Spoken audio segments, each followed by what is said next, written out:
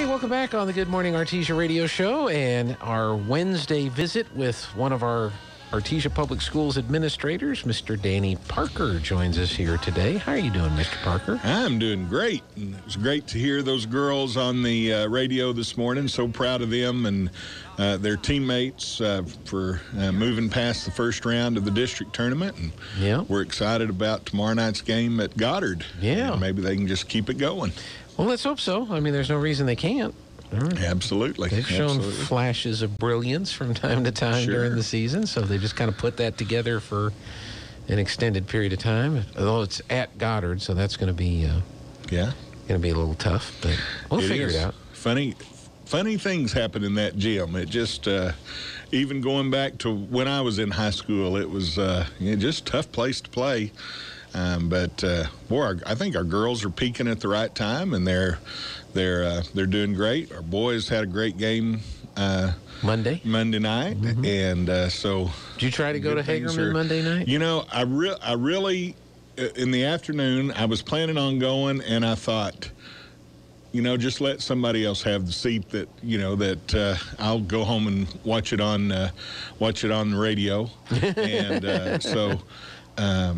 Yeah, it was really good, and packed house. That was fun, and just proud of our boys. They're doing a great job. They're doing good, and then of course the spring sports are about to get started. So you're going to have baseball and softball and track and field, and we're gearing up. Yeah. How did the? Do you remember how the swim team and the bowling team? The swim team won district, and so I'm not really sure what happens from there.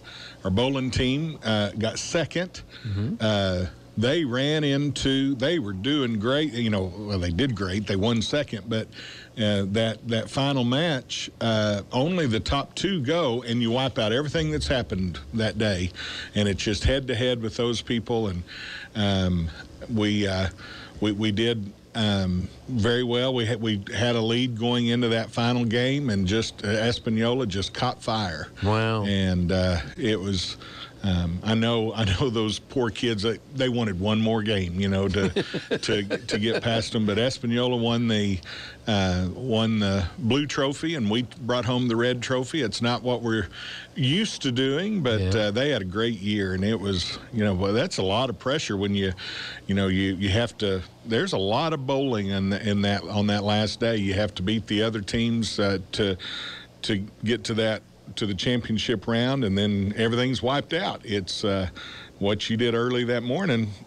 I mean, we had a 400 pin lead or something like that, just something crazy. And of course, all that gets wiped out, and you have to start over. But kudos to Espanola for doing great things, and kudos to our team for taking that. And of course, Coach Clayton, it's like the mafia. He tries to get out, and they just keep pulling him back in. But we appreciate what he does with that bowling team, because he is he's an excellent coach, and those kids know how to bowl under his guidance. That's for sure. Good. That's good. And then we're going to have wrestling next year. We are. That's exciting. The school board at the last meeting approved the new curriculum handbook for the high school, and in that handbook was wrestling. And so that's exciting. We're going to start talking next week about getting a wrestling facility just off the red brick gym, and I think that's going to be an awesome thing. They'll have enough room for 2 big mats in that wrestling facility, and they'll use the locker rooms there at the red brick gym, which are top-notch locker rooms. They're the newest locker rooms we have in the system, and so that's exciting for those kids, and we look for really good things happening with that program.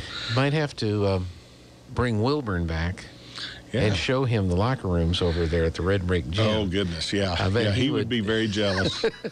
Yeah, he did. when I was in high school, and of course Jim was the basketball coach when I was in basketball, and he used to talk about when you'd turn on the lights and all of the cockroaches would scatter. And he said he came in one morning and he turned on the lights and the cockroaches didn't scatter. They just started waving at him, And so he said that sounds just like Jim Wilburn, doesn't it? It does, yes. I have the Jim Wilburn stories. I could go on for days, but we could do. Well, that's kind of exciting. So will the wrestling matches be in this wrestling facility, or will they be in the Red Brick Gym? They'll be in the Red Brick Gym. Okay. To accommodate fans and everything. So yeah, it's just going to be a lot of fun. Boy, that was it was so much fun watching them in that match at the Red Brick Gym and with Roswell. And getting to see. And I the have Roswell no idea coach, what was going on. The Roswell coach was such a big proponent. I mean, they came down and they were helping to run the thing. And I mean, the coach there at Roswell High just wants everybody to do wrestling. So that's pretty cool to have that kind of support too. Yeah, it is. It's talking to Mr. Skinner, he said that's just the way, that wrestling community is just so supportive of each other in everyone's programs. And so, he said that's just the way it is everywhere they went with, when they took the team. And so it's exciting to get to know that's coming up for our students. And, well, let me ask you this. Last week, the governor decreed no more mandatory masks indoors. And I watched a little bit of the video with Sally from the NMAA, and she talked about how it affected athletics and activities. How exactly across the board is that being implemented in the Artesia schools?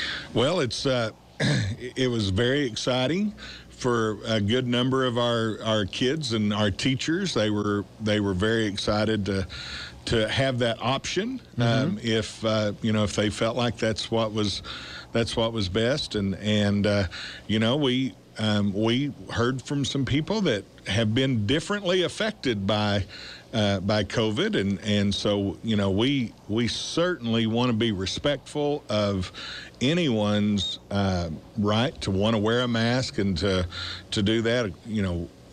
We just really understand that there have been people who have been deeply affected by COVID, and so that's one of the things that for the most part, though, we're excited to every time I leave my office, I turn around to go back to my desk to pick up my mask.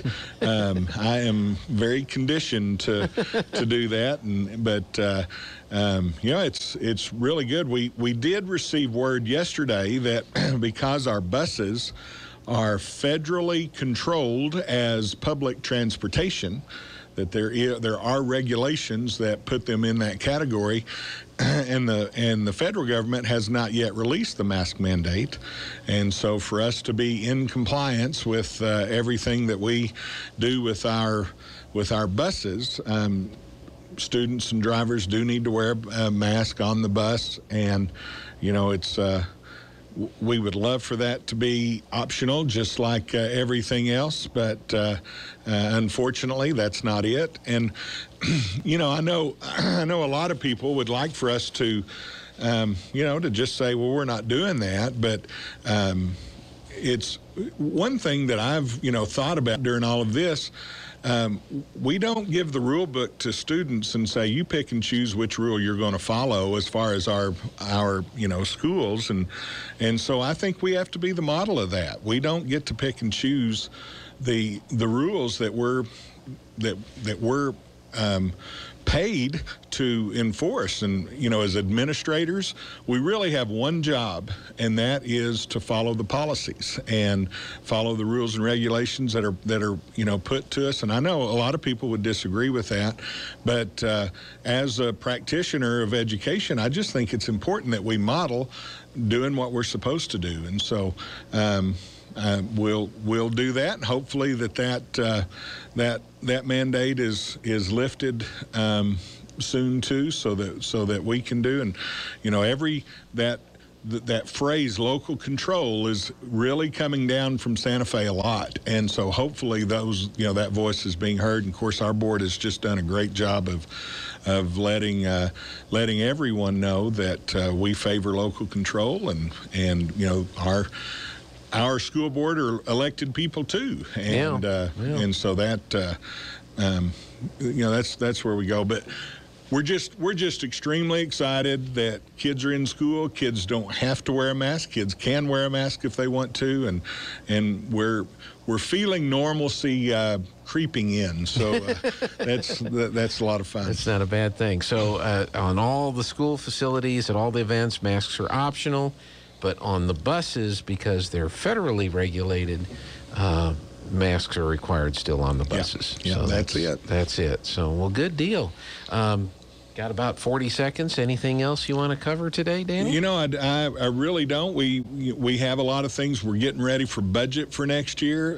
Good news for our teachers. They're going to get a nice pay raise, and that's been a long time in coming. And I know our teachers have really they've proven they need that, and so that's a really positive thing. And we'll just keep we've got to turn our budget in earlier this year, so we're busy at the office trying to get everything worked in. But very good. That's all good. Well, Thank Parker, you, Gene. Thank you so much for coming in. All right. That's it for the 7 o'clock